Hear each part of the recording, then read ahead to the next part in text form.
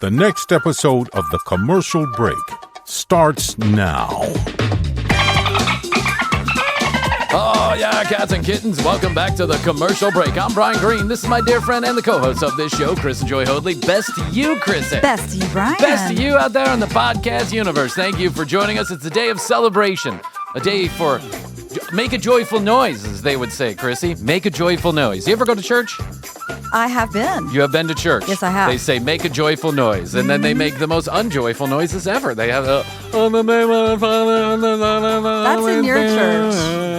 That's in your well, Catholic you do church. have a different church. Yeah. Yes. Yeah. It's We like, have a lot of singing. hallelujah. Yeah, we got a lot of singing and Hallelujah. dancing and music. Yeah. Reminds me of the Blues Brothers when they go to that church and people are like doing flips down the aisle. It is. It's a very joyful church. James Brown and the Blues Brothers. What one of the best scenes in all of movie history. It's gotta be. It's James Brown in the Church of the Holy Roller or whatever it's called. Yes. It's awesome. That is an awesome scene. I love it so much. It brings me so much joy. Anyway, make a joyful noise. And to you, the listener, thank you very much. Even though I'm not sure it's all of you listeners, I'm just going to say it out loud. I think it's very possible. That after 5 years of this show and almost 1,000 episodes, certainly 1,000 hours of content, it's very possible that we may reach 10,000 followers on Instagram before the end of this week. I don't want to count my chickens before they hatch, but we're careful getting what you're saying. very close. It's like watching the odometer at 99999 and just hoping that no one unsubscribes. Because, there are days where we have more unfollows than we do follows. It's true. That tracks. It tracks. It's true. Some months we'll get like a couple hundred follows, but the net of it is like 30 because we have a couple hundred unfollows. And listen, I understand. I get it. I'm not for everybody. And it's mostly me just gabbing on about whatever. It's like condensed milk. It's a very sweet version of what you put in your cereal. Milk. Yeah, it's even too sweet for me. Condensed cream. Condensed cream, that's right. Have you ever had condensed milk? I have. Well, no. Well, I mean, maybe like a long time ago, but I've used it in like recipes and things. Well, speaking of Venezuelans, it's something that they use frequently in their desserts. Yep. It's something that they will put on like the weirdest thing in the world, and my wife is going to kill me for saying this out loud, I'm sure. But I'm sure there are other Venezuelans who are familiar with this. Is my wife will take condensed milk and she'll eat crackers with crackers and condensed milk. The powder? No. Oh, okay. Oh, the actual liquid. Oh, okay. Yeah. It's the weirdest thing. I don't know, but this is coming from a guy who eats cream and cereal, so I'm not going to scream too loud from the rooftops. But it is a little unnerving because condensed milk is extraordinarily sweet. I mean, it's so sweet. But the Venezuelans, they love it. They put it on everything. I do like tres leches, though. I was going to say leches, yeah. Yeah, it's one of my favorite desserts in the world, and you can soak that shit in It's as much so condensed good. milk as you want. As a matter of fact, the more condensed milk, the better with the tres leches. So I guess I kind of do understand. But that combination, that cake and the liquid, delicious. Anyway, 10,000 followers on Instagram. And why do we speak of Venezuela? Because every time we speak about Venezuela is really when that Instagram starts to set on fire. Now, I don't know if we have a lot of Venezuelan listeners. I think we have a few, but come on, Americans, what's up with you? Start following us. Why do we have to rely on the Venezuelans? Why won't you follow us? Thank you to the Venezuelans. Thank you to the gracias. Muchas gracias for the follow. We really appreciate it. And I'm just very excited. We've waited for this day for a long time, Krissy. I never thought it would come. I thought if we get to 10,000 in 2025, it would be good. We're 6 months ahead of schedule, 5 months ahead of schedule. I'm really just fantastic news. super thrilled about. Now, I don't know what happens when you get to 10. Does anything happen when you get to 10,000? It's just at least a little bit of a milestone. Yeah. Instagram keeps sending us notifications like, congratulations. They're taking notice. Like, congratulations. We can't believe you did it either. Yeah, we never thought it happened either. They're even taking notice. 10,000 followers on Instagram. If you are not following us on Instagram, please do so at The Commercial Break. Help make a dream happen for two lowly podcasters just looking for a little bit of love. That would be fantastic. Now, on to more important things besides stroking our own nuts. Krissy, Michael Ian Black is a sophisticated master of illusion and deception. Did you know this? I did not know this. I will but tell you enjoy why. him very I much. do like Michael Ian Black, but I don't love Michael Ian Black any longer. Because Michael Ian Black came here to our little old podcast, The Commercial Break, if you don't mind, Krissy. He came here, spent almost an hour with us from his hotel room in Vegas where he was I remember. gambling. Now I think he might be actually a degenerate gambler, if you if I might jump to conclusions. He might be a degenerate gambler with a keen eye for con artistry. Because he came here for an hour. He made fun of us. He yelled at us. He told us all about his political leanings, and we let him go. And we loved him, and we thought he was our friend. But he failed to mention in all of the discussion about all of the wonderful things that Michael Ian Black was doing, he failed to mention that he is in 15 minutes of the new Superman movie. That's right. I saw that. Failed to disclose that to us. Failed to tell us anything about it. And I am disappointed in him. Because I watched the new Superman. Oh, you did? With great fervor. It's getting good reviews, right? It's getting great reviews for great reason. Now there's there's a woke Superman. I don't know where the woke was. There was no woke. It was just a good movie. Yeah. It was a good, feel-good movie. It's what we need right now. We need to install some semblance of hope and faith in humanity, and Superman is like the condensed milk of that. Do you know what I'm saying? Yeah, that makes sense. It's a great movie. It's a little fluffy in parts. It's a little overblown. There are some extra action scenes that I think it could do without, but that's just my personal opinion. In total, it's a fantastic fucking movie. That's great to know. The new Superman is the best Superman since Christopher Reeve. And man, oh man, did I want that last guy to succeed. What was his name? Who was that Superman? I don't think I watched it. Who was that Superman? You didn't watch that dark version of Superman? No. Hold on one second, because Astrid and I were talking about this on the way out the movie. We went and saw it on Friday night at a packed movie theater, not an empty seat in the house. Yeah, we almost took my nephews because they were with me this weekend. Who has played Superman? I want to make sure I get this right. Henry Cavill. Henry Cavill, I wanted to love him as Superman, but the movie itself was not good. And so it fell flat. I love that kind of that Dark Knight, Christopher Nolan version of superhero stuff. That's my favorite kind. Okay. But the truth is, the movie that Henry was in, it didn't do him any justice. That movie didn't fit in general in kind of the... And Superman is a reluctant hero in that movie. He's not excited to save humanity. He feels like it's a burden. And so it's, oh, me, poor me, the entire movie. They have a fucking Alice in Chains, a Soundgarden song, a Pearl Jam song, like a Soundgarden song to open up that movie. I mean, we start off with Soundgarden. There's not many other places to go with it as far as Darkness is concerned. But I will tell you right now that this new Superman is fantastic. And you should go see it. I can't wait to see it. Yeah, I was getting all kinds of buzz. Well casted, well played. The script is fun. It's, like I said, a little frivolous at parts, but otherwise a very tight 2 hours of action and fun. I love it. And you should go watch it. For sure. I will. And this new Superman, whose name eludes me also, David Cornswet? Is that his name? David Cornswet? Okay. I'm going with that. Cornswet? David Cornswet? I guess so. I didn't know the guy from Adam when I walked in the movie theater. Yeah. Christopher Reeve. Here's the problem with Superman.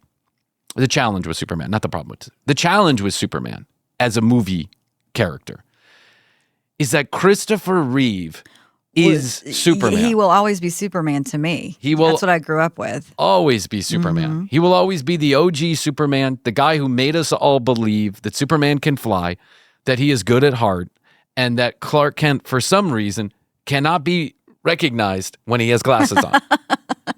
Okay? We just believed it because Christopher Reeve was that chiseled, strong-jawed, oh shucks. I don't know. It's kind of like Christopher Reeve wasn't the best actor in the world, and that played in his favor. It made you believe that this could be He was an everyman. exactly It's a really good looking everyman. super sexy everyman. And then Christopher Reeve, Superman. To everybody that grew up with this, and I think to a lot of people who just didn't even grow up with Superman, who were born long after Superman, the original Superman. Christopher Reeve was the embodiment of that Superman. He hated it. He got typecast and he hated it. And it was a like kind of a chain around his neck. And then Superman falls. Well, I know the whole tragic irony. It's insane. It's insane when you think about the symbolism and the idol worship that we all had around Christopher Reeve and Superman. And he falls off a horse and we realize that he is not Superman. He is just human, and he is afflicted with the worst kind of disability that an able-bodied person can experience, which is no longer using your hands or your legs for the most part. And then how do you recast Superman after that? How do you do that? You don't. You can't. It's not right. It's not a good thing to do. So years later, time has passed. Even Christopher Reeve says, hey, you can have another Superman. And then they just kind of muddy the waters with this dark experiment in this Dark Knight-ish Christopher Nolan type of movie. Doesn't work on most levels. Even though I really wanted Henry to work because I thought Henry would have been a good Superman. But then this guy comes in, this Cornswaltz. Corns and Blats. Corns and Wets. We'll call him David. Then David comes in. Yes, David C. Dave C. comes in, and all of a sudden you have belief again. From the moment that he appears on screen, you have belief again that there is a Superman. I love this. That makes sense. It fits. All of it fits. I loved it. I thought it was great. Congratulations to everybody involved. I think it's a good movie. It's getting great reviews. A lot of people saying it's already $1 billion property, and it's the feel good kind of superhero movie that we needed. We did not need another, sulky Batman. I'm Batman, or whatever. We needed a fun, upbeat, high tempo. I want to be a superhero. We do. I want to save the world. People are good. Humanity survives. All that good bullshit. And you know what? We got it. Congratulations to us. Humans have done well. And to all the other people who were in the movie, too. Congratulations to all of you. And Michael Ian Black, fuck you. Fuck you. You couldn't have broken the story here? I mean, come on, Krissy. I thought we were all friends. I thought he was going to give us the big scoop. Yeah, he should have. But that is not the... Well, and now I'm ruining it, of course, for everybody who did. But I mean, I don't think Michael Ian Black does not play like some surprise character like all of a sudden you go, oh my gosh, I can't believe this. He plays a reporter. I'll tell you that. He plays like a TV news reporter, like I don't want to say Tucker Carlson type, but like a opinionated news guy. And there are other surprises in the movie that will shock you, surprise drop-ins that will shock you. But altogether, great movie. And they brought in the, other superheroes to kind of round it out inside of that universe. Okay. You don't really have to know all of the backstory of Superman to understand what's going on. You don't have to be like a comic book nerd to get it. It all comes together very nicely. And in the end, of course, Superman saves the day. And Lex Luthor is there. In case anybody wants. Okay, now, who's the best Lex Luthor? Oh, I guess you can't say that because you haven't seen this new one. Right. Who's your favorite Lex Luthor? Well, the original. Of course. Yeah. Gene Hackman. Yes, Gene Hackman. Gene Hackman will always be the best Lex. But this runs a close number 2. I will say that. Well done. It's a close 2. Who plays the Lex Luthor? Well, let me tell you who plays Lex Luthor by asking Google. Yeah, sorry, I thought you knew. No, I don't. Nicholas Hoult. Okay. Yeah. Let me see him. That guy. You've seen him in some stuff. You'll recognize his face. Oh, yeah. Yeah. You'll recognize who he is. Oh, yeah. He has been in a bunch of stuff. He has been in a bunch of stuff. And he does a really fine job. Bald-headed and everything. He does a really fine job. But Gene Hackman is Gene Hackman. No, Gene Hackman. And by the way, Gene Hackman hated being in Superman. He hated it. That's right. I remember hearing that. He didn't even want to like sit down for table reads. He didn't want to work. Christopher Reeve wanted to work with him on scenes, and he was like, this is a superhero movie, dude. Yeah. Not going to do it. Not interested. And it ended up being one of the biggest successes of Gene Hackman's life. And I think everybody roundly loved Gene as Lex Luthor. Okay, now who's the best Batman? Oh. That's a toss-up. I mean, I do love that Michael Keaton. Michael Keaton is like close to my heart. Me too. Yeah. I think it's just because I love him. But he played I think that first one is good, although Prince, Kim Basinger, but it's got the Jack Nicholson. Jack Nicholson is the Joker. He's got to be the best Joker. I get it. Yeah, I agree with you. I get it. We all want to remember Heath Ledger as the Joker. Yeah, and he won an act. He won it posthumously. Won an Oscar, I think, for that role. And what a great! He kind of started movie. that tortured Joker yes. thing that happened then with now Joaquin Phoenix. Yes, and love it. I think it's great. I think it's a great storyline, and I think that tortured Joker it makes a lot of sense.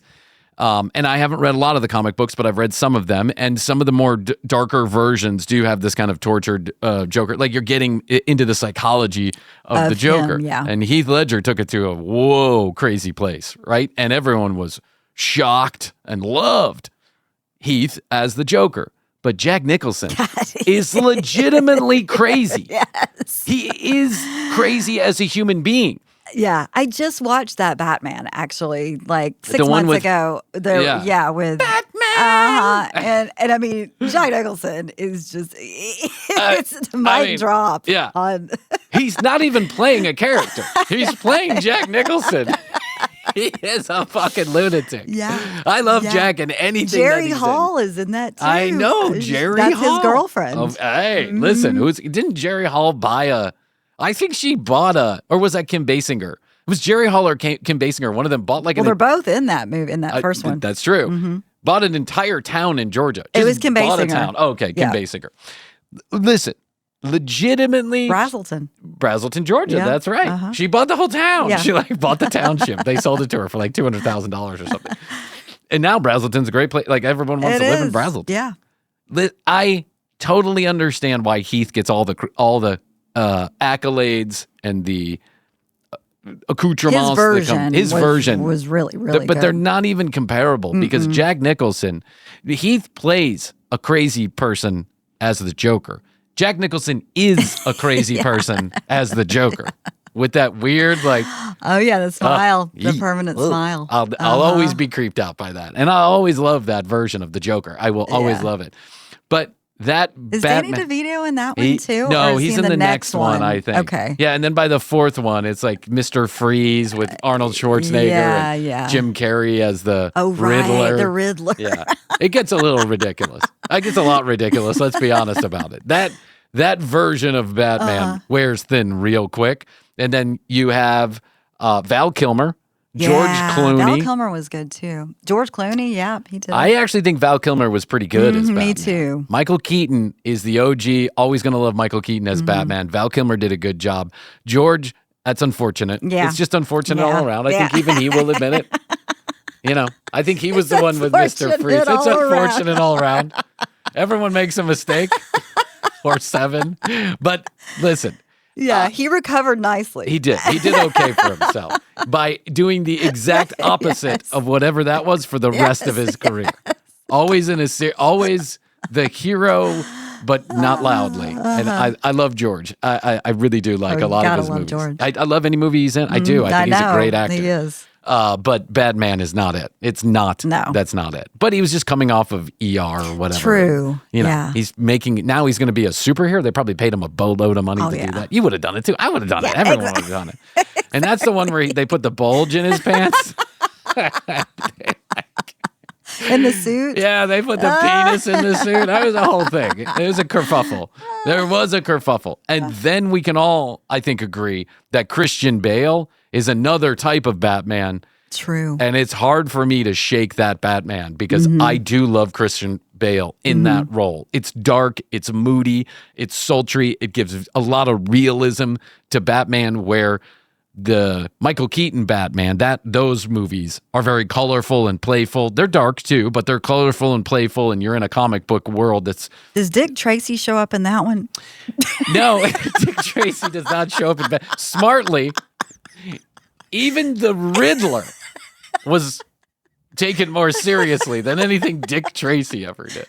Who played the best Dick Tracy? Well, there's only one so far. I can't believe they didn't continue with that. No, series. I can't believe there wasn't a Dick Tracy too. I think there was talks of it. I think there was. I mean, Al Pacino is in Dick Tracy. That is Al so Pacino. true. Yes. Madonna is in Oh, yeah. Dick Tracy. Uh-huh. Some of the best actors that have ever lived are in the movie Dick Tracy. And it is a weird, wacky, trippy, colorful, like I know, it makes film me want to noir. watch it again. I don't think you can find it. I don't think anybody has was agreed to removed. license it. Yes, I think so. I think you can watch it Pluto with ads. You know what I'm saying? Pluto TV with ads. Did you end up watching the Penguin on HBO? No, I didn't. You got to watch I it. didn't. Gotta watch It's on that. my list. Got But so to. are so many other I know, things. but you got to pop that up. Yeah, now I just put Fire Island on my Yeah. on my list. So I guess I'll get to that someday. Someday I'll get to it. But I found time to go see Superman, and I'm I glad do you did. have to tell everybody that it's a good Thank movie. you for the review. And don't worry about whatever, woke Batman and all, woke Superman and all that stuff. Take that shit out of your head. It's not true. I didn't see any indication that this was like a liberal leaning movie. There's not even politics in the movie.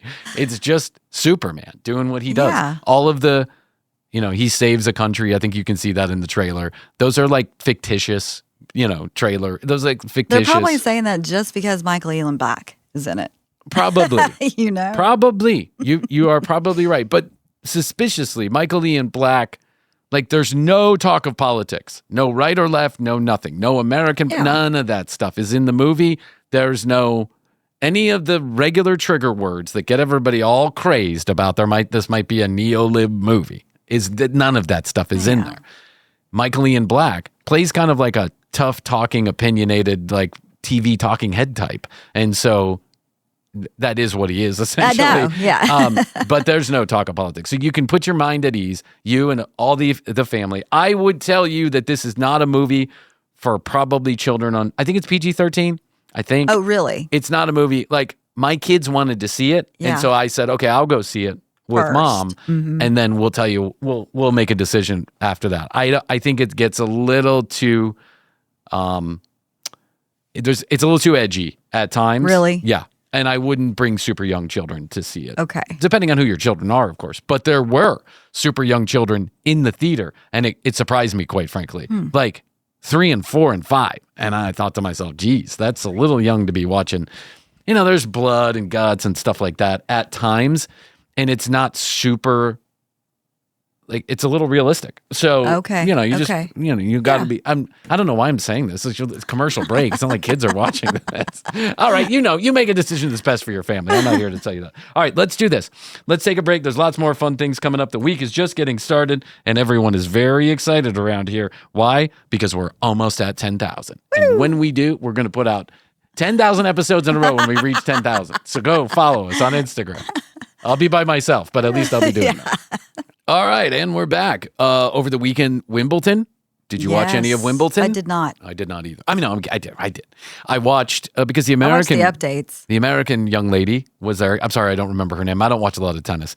But she was there unexpectedly. I think she was like a number 14 seed or something like that, and she ended up being representing the United States of America. She lost handily, in I think like a very easy match for the opponent. So, but congratulations to the opponent. I can't remember her name either. But then the Spanish and the Italian were against each other in the men's final, which Alcaraz, I think is the guy's name, the Spanish guy. And so I don't, I can get into tennis like if it's the only thing on and there's something at stake. Sometimes I like to watch tennis. I used to watch it when I was a teenager. It seemed like there was a lot of my friends were watching tennis, and I used to play a little bit of tennis. Very poorly played tennis. I could never do the overhand serve. Yeah. So I always did the underhand serve. I took tennis in college, like a class. Oh, you did? For a Were you semester. any good Nah, at tennis? No. medium. Yeah, I remember batting the hot. ball back and forth. It was No, very yeah. hot. It was always in the summer. It was always miserable. It was always playing on those red, hard Clay courts. Yeah, I don't even think it was clay. I think it was pretend clay. I think it was made to look like clay. It was hot as fucking balls. Yeah. And my parents, like, they hired a tennis coach one time. Like, we got into tennis, I would say, when we moved here. So I was probably 13 years old.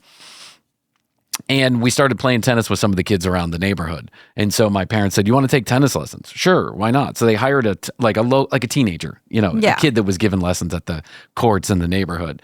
And we ended up, I think I was there for like maybe 3 lessons. Right. And it was hot. And it was clear that I wasn't good because I wasn't coordinated enough. I've never been a particularly coordinated person. I mean, I'm coordinated enough, but not that coordinated. And so, I was batting the ball around and I just was never good. And the guy was always yelling at me and I didn't like it. So I just said, like a lot of things in life, I just gave up. I just said, this is too hard for me. I tried it. I gave up. Yeah. But I have a mad appreciation for those who can bat the ball at 137 miles per hour. They're serving that ball. That is crazy. But it's another very posh sport, a lot like golf. And to me, there's a little bit of a disconnect sometimes. I mean, listen, I don't hate people who are rich. That's not the way that I look at the world. But sometimes there's a little bit of a disconnect. The guy wins, old boy wins. And the old boy, he wins, whatever's Italian. Sins. Your His name recap was of Sins. Wimbledon. Yeah, old boy, impeccable. old girl, she lost, he won. Congratulations. You see how Somebody from the U.S. Yes. You see how much I like tennis. I love tennis. So, old boy, Sins was his name. Sins wins. And, Sins goes up into the crowd. He goes up into the stands to give a hug to his manager and the people and his parents and all that stuff. And there's 15 famous people in the boxes all around him. And I'm like, holy shit. The guy's shaking, giving a kiss to his mom. And right next to him is, I forgot who it was. I don't know, the princess of something. And there's the prince. Well, Wimbledon's a big Wimbledon's deal. Huge. Yeah. It's a huge deal. Mm-hmm.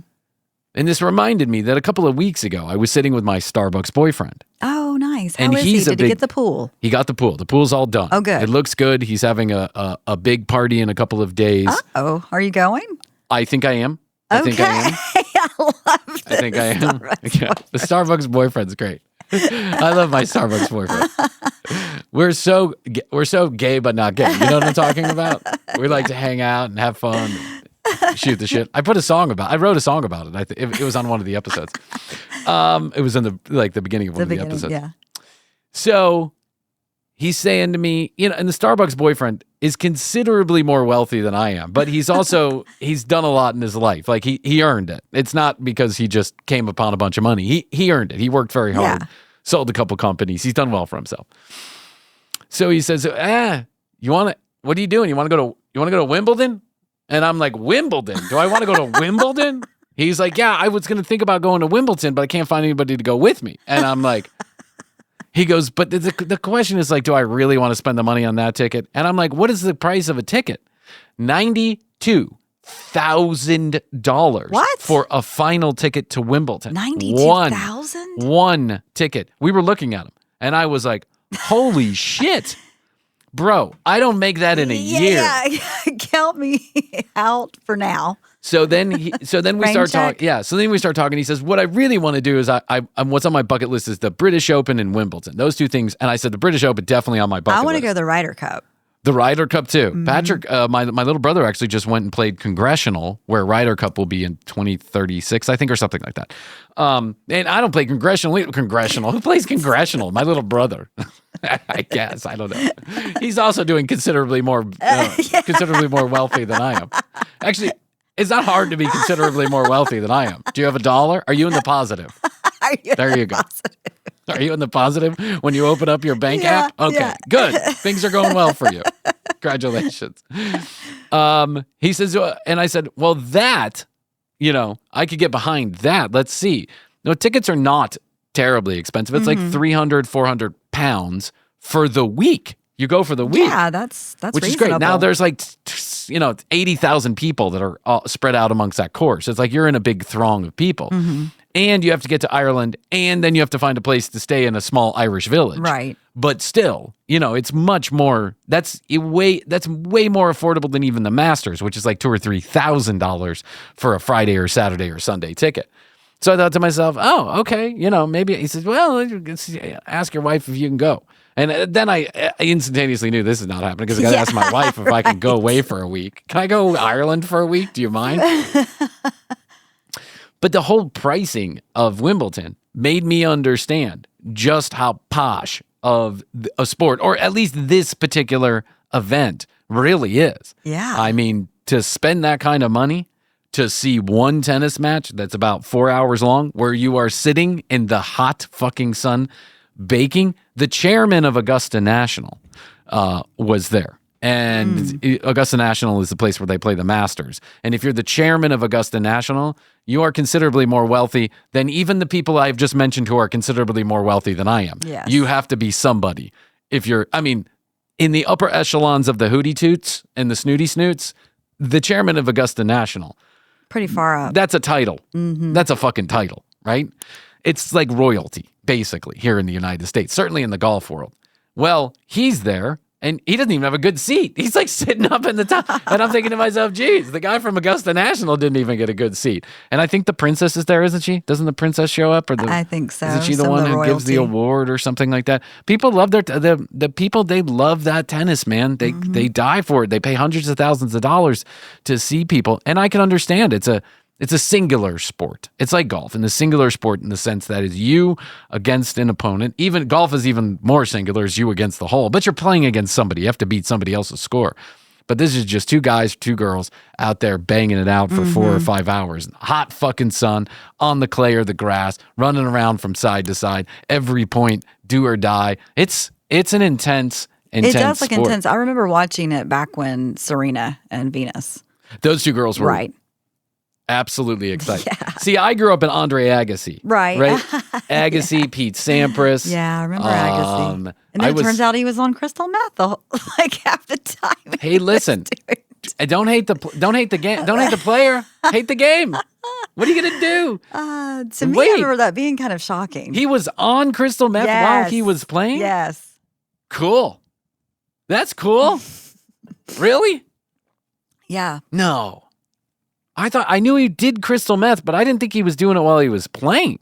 Don't they drug test those guys? I'm going to verify. I think this was back before the drug testing. Yeah. Let us not besmirch Andre Agassi's good name. He did wear a wig for a long time, He too. did. Yeah, he had like an actual, like a headband that had a wig tied to It did. And everyone was like, come on, bro, you aren't fooling anybody. But he went with it. And hey, you can't blame the guy. Who wants to be bald out there on, playing Wimbledon? Well, yeah, it was a protective for his head. Yeah. So he didn't That's get where burned. that's where he hid his meth. Look. Oh, okay, wait. Andre Agassi admitted to using crystal methamphetamine in 1997, a year when his tennis ranking plummeted. So he was playing. Wow. Yeah. He revealed this in his autobiography. Okay. All right. He also disclosed that he tested positive for the drug, but lied to the Association of Tennis Professionals to avoid a ban. Well, I mean, yeah. If you're Andre Agassi, he claimed he had accidentally ingested the drug from a spiked drink. Whoops! Belonging to his assistant, Slim. They accepted that and let him play. I ain't got no idea what happened. Yeah, it was a spiked drink. Ooh, a spiked drink. It was meant for Slim. Yeah. Slim's a dope fiend. I don't know why I hang out with this guy. Slim. I'm assuming it wasn't the same Slim that No. we were working with. No, it's not the same Slim. I want to be clear about that. Not our Slim. Not our Slim. I mean, I don't claim to know anything about our Slim either because we just met him for a couple hours. But there's just something, you get a vibe about a person. And he didn't seem like the crystal meth type. I'm just throwing that out there. Well, apparently, Andre Agassi's Slim wasn't for him either. How do you think he got the nickname? How do you think he got the nickname Slim? He lost a bunch of weight real quick. Yeah. Well, that crystal meth will do it to you. I'll tell you what. I'm telling you, the first time that I ever, that's not true. One of the times that I encountered crystal meth, the first time I ever encountered crystal meth was with the chiropractor with the swing party. Yeah, the full on like, holy shit. Am I actually at a sex party? I was at a pool party and it turned into a sex party and everyone was smoking crystal meth. And I was like, wow, this just got wild real fucking quick. But when it was 9/11 and I was living in a quadplex Okay. down by Piedmont Park, big old mansion that they had turned into a quadplex, which was 4 apartments. And so you would walk in the door and there was a set of stairs. And right to the left, before you got to the stairs, there was a door to the downstairs apartment. And then we had the upstairs apartment. So you would have to unlock the front door and then you would unlock the door at the top of the stairs. I mean, there was like 20 stairs. It went on forever. I hated those stairs. Every time I had to walk up them drunk or high, whatever. But 9/11, when it happened, we had just moved in 4 or 5 months earlier. We didn't really know the people downstairs. We knew a couple of younger girls, like our age, and I say younger, our age at the time, in their 20s, lived there, but we'd only said hi to them in passing. Yeah. But 9/11 happens. I have to work at 11:30, and like no one knows what's going on. Yeah, I remember I had to work that day too. Yeah. A lot of confusion, a lot of chaos, a lot of sadness, Yeah. a lot of confusion. And so I go downstairs to smoke a cigarette outside. I needed to get out of my house for a second and see the trees, like just make sure the world was still revolving. And I was smoking a cigarette, and the girl downstairs came out. So we met. We gave each other a hug. We didn't even say hello. We gave each other a hug. That's how intense 9/11 was. People who didn't know each other were just like emotional about this whole thing because it's pretty clear what it was all about early on. So fast forward to like 2 weeks later, now we know each other, and she invites me downstairs because she's going to have some friends over.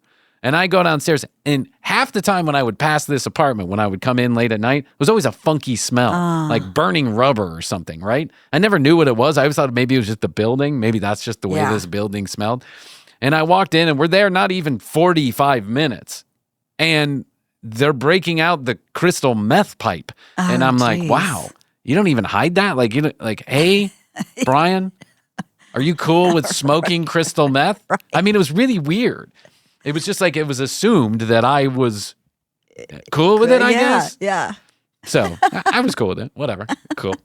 I rolled with it. I was like, cool. Yeah, no problem. You got any cocaine?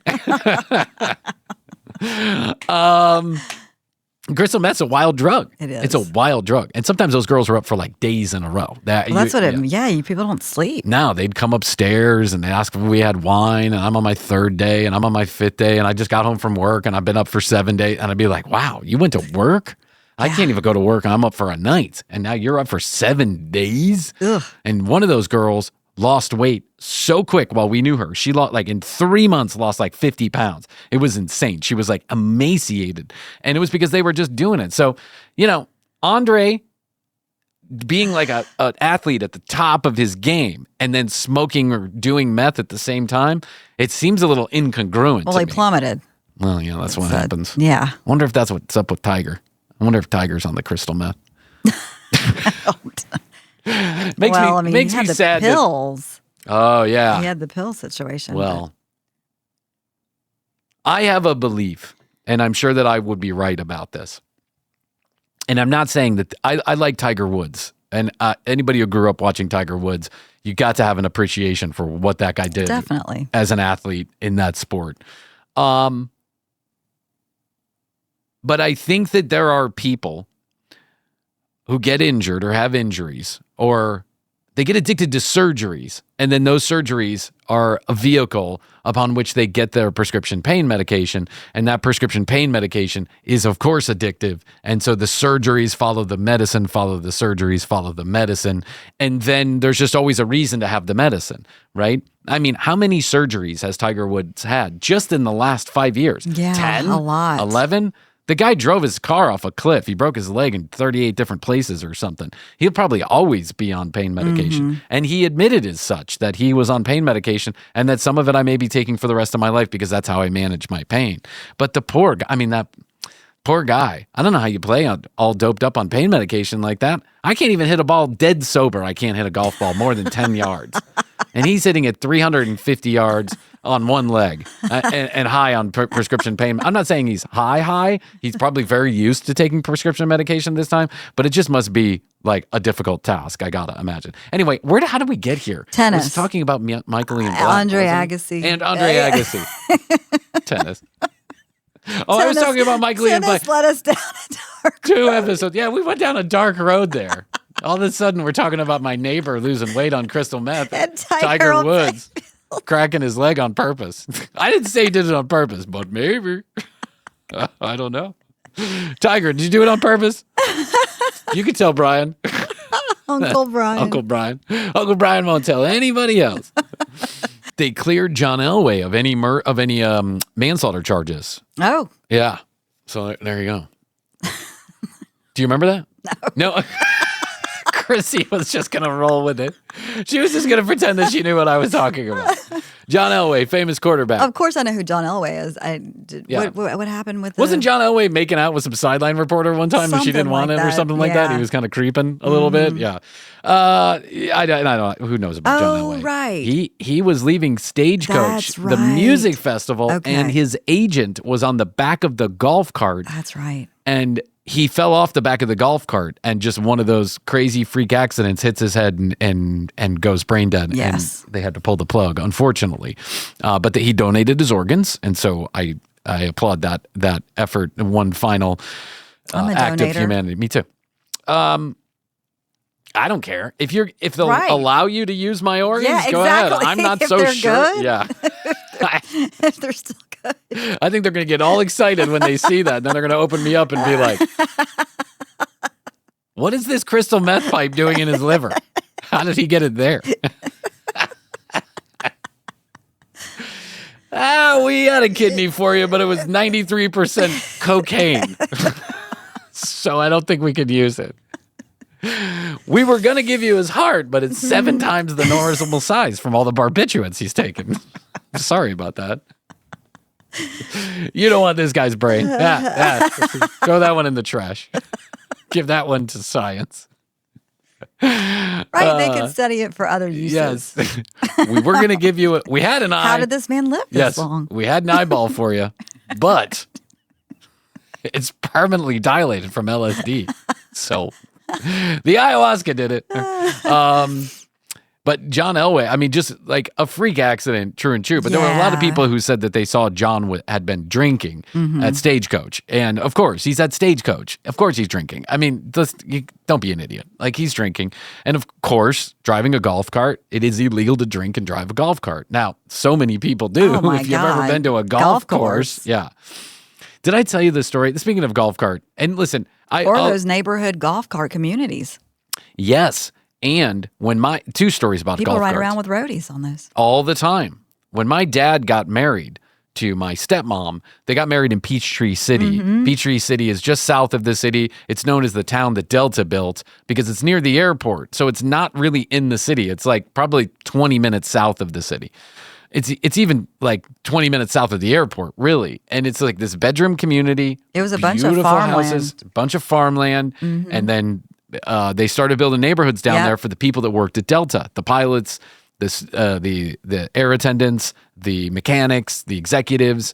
And because Delta is such a huge company, it quickly filled in. What did they do? A lot of the developers got together and they built golf cart trails inside and outside of these neighborhoods. And now it's there are trails, hundreds of miles of trails, of golf cart trails in Peachtree City. Those golf carts can be expensive too. They have like golf cart dealerships. Yes. Yeah. Yes. In the town where I live, actually, it's legal to drive golf carts on the roads, Yep. and I see that more and more frequently now too. And we're not talking about your dad's golf cart from the. No. We're talking about tricked out Yes. Mercedes-Benz golf carts with air conditioning and all you kinds can of get shit. all kinds of upgrades. Yeah, it's crazy. Speakers, and we got a ride one time to the fireworks a couple of years ago with one of my brother's friends. We parked at his house in downtown where I live, and then we took his Mercedes-Benz golf cart down to the park. It's probably a 15-minute ride down there. And this thing went 45 miles per hour. I mean, Exactly. it was so fast. I was nervous for the kids. It was like a 3-bencher, so it was big. It had air conditioning. It was blowing air conditioning on my face. It was crazy. I'd never seen anything like it. Anyway, so my dad gets married at this down in Peachtree City, and the place where he's getting married is not it's close to the hotel, but it's probably like 3 or 4 miles away. And so some of us rented golf carts to get to the wedding venue and back. And we were alerted very sternly by the people who rented these to us. You will get pulled over and you will get a DUI if a cop sees you with a beer in your hand. Yeah. And we were like, oh, wow. And then we heard stories from other people at the wedding who had known somebody who had either been in an accident, gotten a ticket, gotten a DUI on a fucking golf cart on these trails because they were drinking. Now, you go to a golf course any day of the week and you're going to see guys that are drunk, guys or girls that are drunk, driving around these golf carts. Well, now, I mean, for God's sakes, I used to be the golf cart girl. Oh, yeah, I that's mean, true. they have mobile. They have a golf cart that drives around and delivers drinks. It's a mobile bar. Yes. It's encouraging you to drive those things drunk. But I think the assumption is... Those things don't go like super No, they put fast. governors on those. Yeah, so they maybe go 15, 20 miles per hour. They're not that fast. And, now they have them where they're like geo-fenced. So if you get that... So if like you're not in the car and they start rolling off, they'll stop themselves. If you get onto the golf course and you're going a certain speed, it'll slow you down. You get up toward the greens, it'll stop you. It's all like GPS controlled and all this other stuff. They're at least at the fancier golf courses. And so I used to golf a lot with my brothers, like in my 30s. I would go once, You did. sometimes twice a week. And it was just a thing that we did. We liked to go out there and dick around and have fun. And I was never married, no kids. Not married, no kids. My money went to golfing. Yeah. It went to golfing and to alcohol. That's where it went. So we get together with my twin brother and my little brother, Patrick, and then some other guys. Get together on like a Saturday morning. Early morning is usually when we like to play because it was cool outside. You could get there, you could get it in. Yeah, early morning. Yeah, before the time. worst of the day. Get that early morning drunk going. Too. That's exactly. Or you're still drunk from the night right, before. And you gotta keep going. We always made the 8 o'clock tea time. That's what we would always set the tea time at 8 o'clock in the morning. Then we would all bitch and complain for the first hour about how hungover we were until we got some alcohol in us, right? So we get there. I am assuming it's 8 o'clock because that's the tea time we liked, 8:15. And all of us, not because we were together, in disparate ways, are hungover. We're all not feeling it. We're like, oh my God, this sucks. First hole. I'm gonna paint a picture for you, Krissy. First hole, 300 yards. Tee box. Then as you look down the fairway, on the right-hand side of the fairway is a huge hill. And that hill is probably 30, 40 feet in the air. And then the green is down the left side of the fairway. Mm-hmm. So you want to hit it either straight down the middle or use that hill to roll it down toward the green. Okay, but that hill is steep. It's really steep and is 30, 40 feet in the air. The golf cart path follows the hill. It goes up the hill and then back down toward the green, around the back of the green, essentially downwards.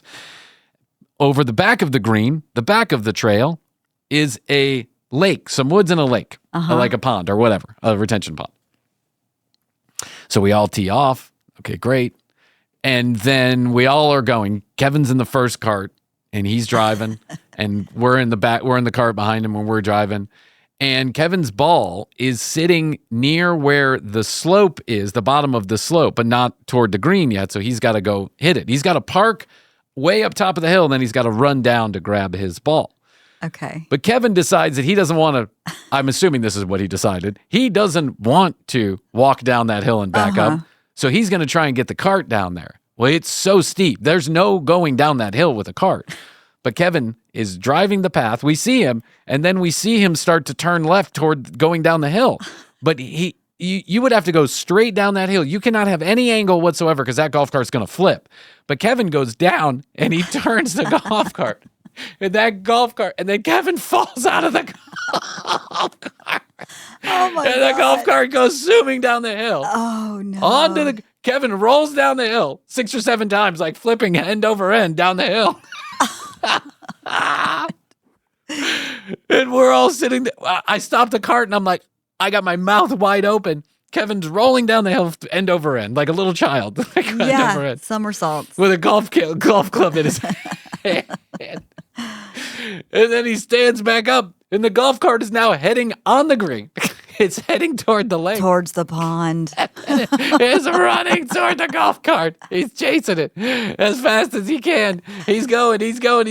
I mean, Kevin grabbed the golf cart with inches to saved spare. it? It would have been in the lake, no doubt about it. Would have been in that water, no doubt about it. Oh my God. But miraculously covered it. But I have never seen a grown man roll down a hill like this. Never in my entire life. It was the funniest thing. I'm surprised he didn't break every bone in his body. He just flip-flopped all the way down the hill, 30 feet in the air. And then just adrenaline to save the cart is what sprinted. Adrenaline not to pay $7,000 to replace the cart. I mean, I'm assuming they have insurance on those things, but I don't think you get the insurance claim when you're the one who just took it down the hill.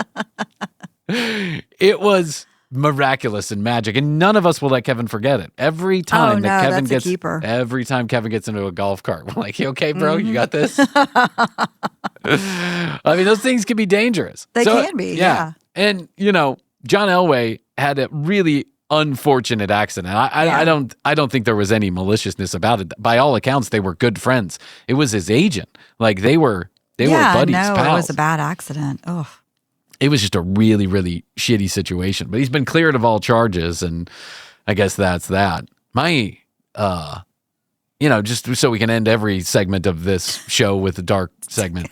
My first girlfriend, like true girlfriend, Brooke, her dad, they lived on a golfing community. They live on a golf course.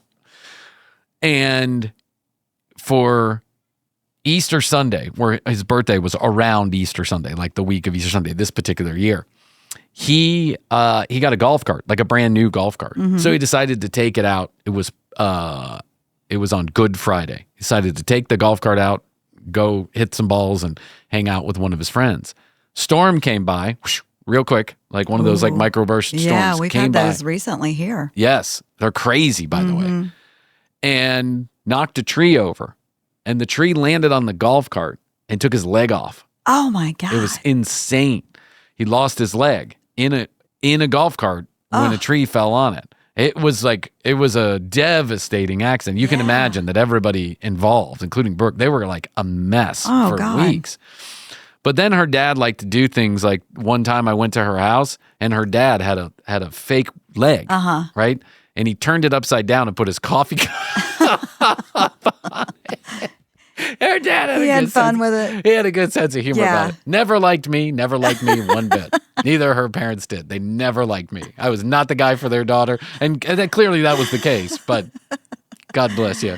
God bless you, Brooke's mom and dad. I know you were looking at me suspiciously. Her mom didn't like the fact that I didn't chew my food at least 20 times before I swallowed. Oh, really? Yeah. Yeah, hey, listen, to each their own, I didn't chew my food 20 times before I swallowed because I grew up in a house with three other boys. Yeah. You didn't swallow your food quickly. You weren't getting it. Right. Do you know what I'm saying? It was I was like an animal, a little animal in that way. Anyway, God bless you, John Elway. I'm sorry about your friend. That's, That's just awful. Yeah, you're going to have to live with that. Yeah. And I mean, unless he was driving like an idiot, I'm sure it was just an accident. That's why I do not like the kids. My dad has a golf cart at his house to go back and forth to the lake because they live up the hill. They live on the lake, but it's probably 200 feet to the actual lake, and it's down a big hill. So they got a golf cart and made a little golf cart path so they could go up and down. But it's twisty, turny, it's very steep.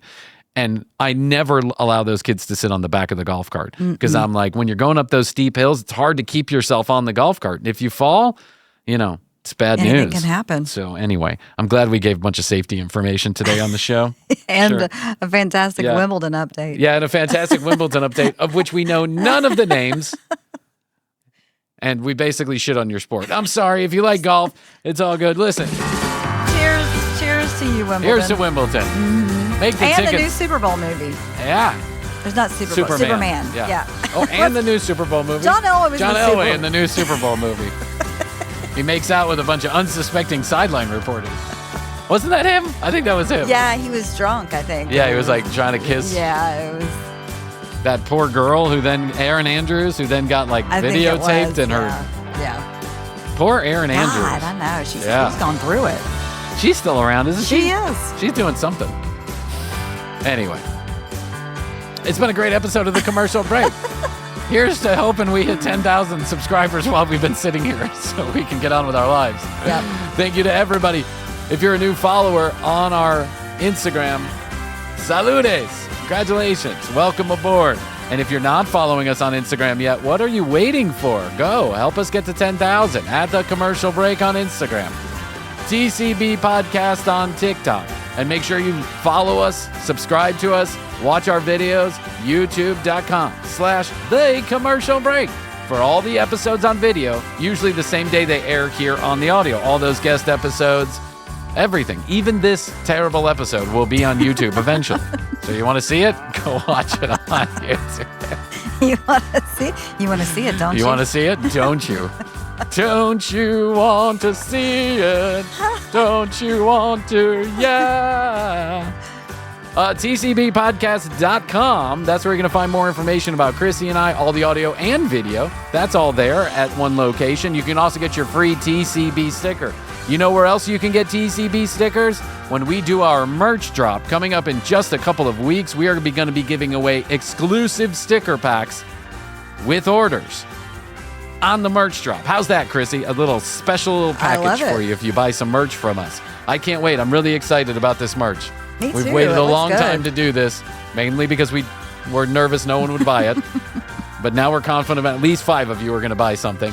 So here it comes. Stay tuned. Merch drops soon. Follow us at The Commercial Break for more information. And of course, we'll let you know incessantly here on the show. Also, 212-433-3TCB, 212-433-3822. Questions, comments, concerns, or content ideas. We take them all. Okay, Krissy, that's all I can do for now. I think so. I'll tell you that I love you. And I love you. Best to you. Best to and you. best to you out there in the podcast universe. Until next time, Krissy and I will say, we do say, and we must say, Goodbye.